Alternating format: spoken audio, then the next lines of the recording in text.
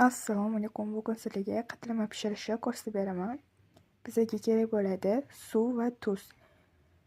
Suvga tuzni qo'shib eritib olib, un qo'shib xamir qilamiz. Xamirimiz o'rtacha qattiqlikda bo'lishi kerak.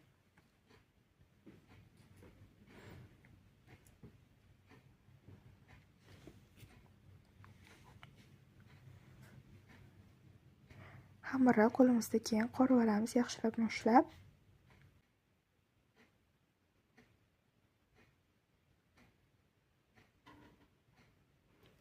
Xamirni tindirib olib qo'yib, keyin yana bitta olib, yana mushlab, yana tindirib qo'yamiz. Tinib bo'lgan xamirni oqlovda katta dumaloq qilib yoyib olamiz.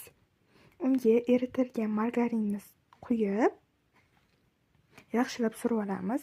5 barmoq enigi uzunlikda qilib kesib chiqamiz va uni ko'rsatilgandek qilib o'rab chiqamiz.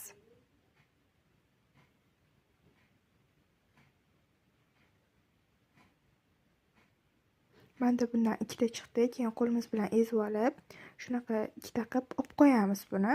Keyin dumaloq qilib yoyib olamiz tinib bo'lgandan keyin tavaga ozgincha yog' solib pishirib olamiz. Uni o'rtacha olovda pishiriladi.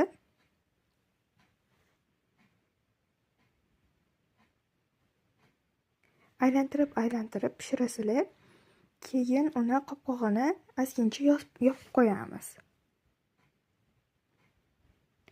Shunaqa mazali bo'lib chiqadi. Tayyorlab ko'ringlar. Obuna bo'lishni unutmanglar.